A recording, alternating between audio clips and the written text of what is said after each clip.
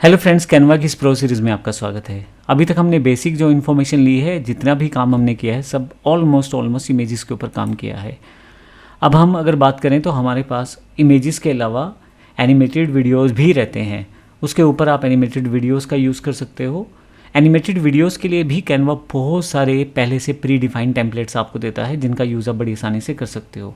अब ये यूज़ कहाँ होते हैं animated video? Social media post पे आप देखेंगे कि वीडियोस चलते रहते हैं बहुत सारे, 8 सेकंड, 10 सेकंड, 20 सेकंड्स के शॉर्ट्स के रूप में यूट्यूब पे चलते हैं, तो इंस्टा पे भी बहुत सारी रील्स के रूप में चलते हैं। तो ये वीडियोस आप कहीं ना कहीं कैनवा से डिज़ाइन करके बना सकते हो और बड़े बेहतर तरीके से। एक एग्जांपल के रूप में यूट्यूब इंट्रो अगर आपको बनानी है तो आप कैनवा से बड़ी आसानी से उसे बना सकते हो और कहीं ना कहीं आपको ये बेनिफिट देता है। इसके अलावा भी आप अगर बात करें एनिमेटेड वीडियोस की तो आप प्रोमो एड्स हैं, एक्सप्लेनर वीडियोस हैं, सोशल मीडिया स्टोरीज़ हैं, presentation slide with animation, logo, intro, outro, ये सब जगह भी आप अपनी तरफ से वीडियोस, छोटे छोटे वीडियोस बना सकते हो। अब करना क्या है आपको? करना ये है, सबसे पहले आप यहाँ आए और एनिमेटेड वीडियो टाइप करें। अब आपको ये सारे के सारे टेम्पलेट्स देगा जो एनिमेटेड वीडियो से रिलेटेड होंगे। आप चाहें तो शुरुआत कर सकते हैं अपना वीडियो, ब्लैंक वीडियो बनाने से, और अगर आप चाहें तो पहले से बना बनाया वीडियो भी आप यूज़ कर सकते हैं और उसमें कहीं ना कहीं उस एनिमेशंस को वर्कआउट करके अपने लिए यूज़ कर सकते हैं। ये सेक्शन सिर्फ आपको मेन्यूज़ और बेसिक जानकारी लेगा, फिर उसके बाद आहिस्ता आहिस्ता हम देखेंगे कि ये सारे वीडियोस किस तरह से डिज़ाइन होते हैं और बनते हैं। सबसे पहले बात करते हैं एक सिंपल से एनिमेटेड वीडियो में किस तरह से हम काम कर सकते हैं। तो इसके लिए मैं एक काम करता हूँ, इंस्टा का एक एनिमेटेड वीडियो उठा लेता हूँ। इसके लिए मैं कर देता हूँ यहाँ से, इसके लिए मैं क्या कर देता हूँ यहाँ से, सबसे पहले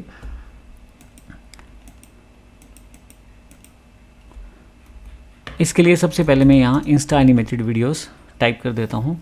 तो इंस्टा बेस्ड जो डिज़ाइंस हैं वो मेरे पास आने शुरू हो जाएंगे, जिनका यूज़ करके मैं एनिमेटेड वीडियो बना सकता हूँ। जैसे कि मैं यहाँ पे ये वीडियो ले लेता हूँ और ये वीडियो का यूज़ मैं कर सकता हूँ, या फिर थोड़ा सा नीचे की तरफ चलते हैं और देख लेते हैं कोई वीडियो। ये वीडियो लग रहा है बेहतर है, इसको मैं क्लिक कर देता हूँ क्योंकि इसमें इफ़ेक्ट्स भी दिए गए हैं। तो जब मैं इसको क्लिक करूँगा तो मेरे पास ये एक अलग टेम्पलेट में खुल जाएगा। इस टेम्पलेट को मैं ओपन कर लेता हूँ। तो अब बेसिक इंट्रोडक्शन वीडियो टूल्स में क्या है वो मैं आपको जानकारी दे देता हूँ। चाहे आप यूट्यूब इंट्रो तैयार कर रहे हो, चाहे आप ब्लैंक वीडियो तैयार करें, चाहे पहले से बने बनाए एनिमेटेड प्लेटफॉर्म को या एनिमेटेड वीडियो को यूज़ करें, आपके पास क्या क्या चीज़ें आने वाली हैं।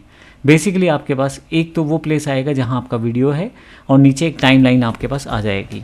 इस टाइमलाइन में ऊपर की तरफ एक हेड दिया जाता है जहां से आप स्क्रॉल करके आगे पीछे मूव कर सकते हैं। जब आप स्क्रॉल करते हैं तो यहाँ पे आपको बताया जाता है कि आप इस समय कौन से टाइम पे हैं। ऊपर की तरफ टाइम भी आता है और उसके अलावा नीचे की तरफ आप देखेंगे हेड जहाँ पे है वहाँ उसके हिसाब से आप देख सकते हैं कि इस वक्त कौन सी लोकेशन पे कौन सा एनिमेशन चल रहा है। तो ये मेरे पास एक प्री डिफाइंड या पहले से बना हुआ इंस्टाग्राम का एक ग्रीटिंग वीडियो पड़ा है और ये न्यू ईयर के लेके बना हुआ है। अब मैं क्या करता हूँ, यहाँ पे अगर मुझे वीडियो का कुछ एडिटिंग करना है तो मुझे इन सब टूल्स के बारे में पता होना चाहिए पहले से। इसमें जो बेसिक पार्ट्स हैं उसकी जानकारी अगर आप दूँ तो मैं ये हेड आपके पास हो गया जहाँ से आप मूव कर सकते हो। ऊपर एक टाइम डिफाइन किया गया है, 10 सेकंड, 20 सेकंड, 30 सेकंड, कितने सेकंड्स पे आपको ये सेगमेंट दिया गया है। फिर आप उसको जूम कर सकते हो, कंट्रोल Z करोगे तो जूम होता चला।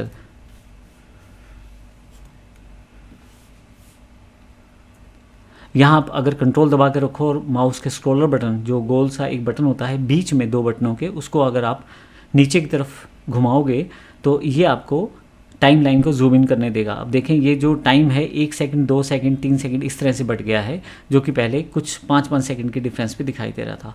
मैं फिर से इसको वापस ले आता हूँ और अब देखें आपके पास ये टाइम लाइन फिर से छोटी हो गई है। इसी तरह से प्ले पॉज का बटन है, यहाँ से आप प्ले करके देख सकते हैं कि अभी आप कौन से फ्रेम पे हैं। और ऑडियो सेगमेंट भी आपके पास दिया हुआ है। इसके अलावा नीचे की तरफ देखें, ये अगर आप ये लाइन पे क्लिक कर दें जो कि पर्पल है, ये आपके ऑडियो को डिफाइन करती है। और ऑडियो लाइन वैसे तो लंबी है काफ़ी, क्योंकि वीडियो यहाँ तक है तो वहीं तक ही आपको वो लाइन दिखाई गई है। इसके अलावा लाइन ऊपर आगे की तरफ डिम लाइन है, मतलब वहाँ उस पार्ट पे वीडियो नहीं है, तो ऑटोमेटिकली कैनवा ने उसको एडजस्ट किया हुआ है वीडियो बेस पे। तो आप एक ही जगह से वीडियो और एक ही जगह से ऑडियो दोनों को एडिट कर सकते हैं। और वीडियो और ऑडियो दोनों आपको कैनवा ने पहले से ही बने बनाए दे दिया है, जिसको आप यूज़ कर सकते हैं। फिर से अगर आप बटन दबाएंगे तो प्ले पॉज होना शुरू हो जाएगा। यहाँ से भी आगे पीछे मूव कर सकते हैं आप फ्रेम्स को, और अलग अलग टाइम पे अलग अलग फ्रेम्स जो है वहाँ डिस्प्ले होते जा रहे हैं एनिमेशन के साथ। वो कैसे हो रहे हैं उनकी जानकारी भी लेंगे। इसके अलावा नीचे की तरफ नोट्स का सेक्शन है। नोट्स में आप अलग तरह से चीज़ों को डिफाइन कर सकते हैं याद रखने के लिए, कि अगर कोई काम आपने स्पेसिफिक किया है, किसी खास पर्टिकुलर सेकंड पे कोई खास इंसर्ट करना है एलिमेंट, या कोई इन्फॉर्मेशन आप अटैच करके रखना चाहते हैं, तो वो आप नोट्स यहाँ बना के रख सकते हैं। ड्यूरेशन में डिफ़ॉल्ट ही आपके पास अवेलेबल हो जाएगा, और यहाँ से आप इसे क्लोज भी कर सकते हैं। ड्यूरेशन पे क्लिक करूँ तो ड्यूरेशन कुछ इस तरह से मेरे पास अवेलेबल हो जाएगा। फिर से मैं यहाँ हटा सकता हूँ। एक सबसे लास्ट में प्लस का निशान है। अगर आप कोई फिर से ब्लैंक पेज या कुछ नया ऐड करना चाहते हैं तो वो भी ऐड कर सकते हैं। प्लस दबा दबा के 5-5 सेकंड का क्लिप और ऐड कर सकता हूँ मैं। अगर मुझे क्लिप नहीं चाहिए तो यहाँ पे राइट क्लिक करके मैं इसको डिलीट भी कर सकता हूँ। ये डिलीट पेज के रूप में यहाँ से आप इसे डिलीट भी कर सकते हैं। इसी तरह से यहाँ से जूम इन जूम आउट का बार दिया हुआ है। जैसे मैं आपको बता रहा था, कंट्रोल दबा के स्क्रॉलर के साथ कर सकते हैं, आप यहाँ से भी इसे कर सकते हैं। अगर आप यहाँ क्लिक करते हैं और कंट्रोल का बटन दबाते हैं, साथ में फिर से माउस का बटन दबाते हैं, या यहाँ से जूम बार को दबाते हैं, तो आप देखिएगा कि वो जो पार्ट जहाँ आपने क्लिक किया है वो पार्ट आपका सेगमेंट जूम होना शुरू हो जाएगा।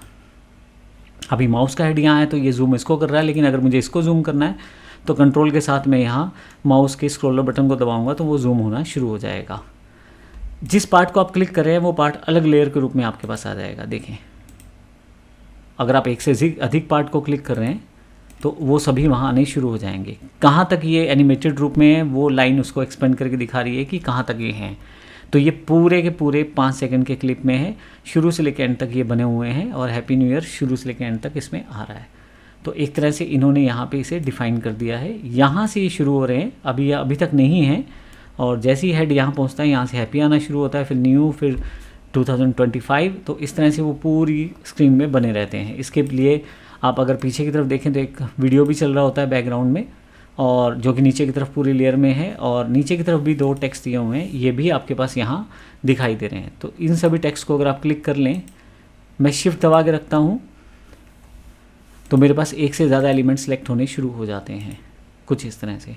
तो अब मेरे पास पेज पे जितने भी एलिमेंट हैं मैंने सारे सिलेक्ट कर लिए हैं यहाँ से। तो इस तरह से मैं इसका यूज़ कर सकता हूँ। अब फर्दर एक से ज़्यादा पेजेस होने पे पेजेस सेगमेंट को यूज़ कर सकते हैं। तो इस तरह से आपको पेज दिखाए जाएंगे। ऊपर की तरफ ये पहला पेज है, ये दूसरा पेज है।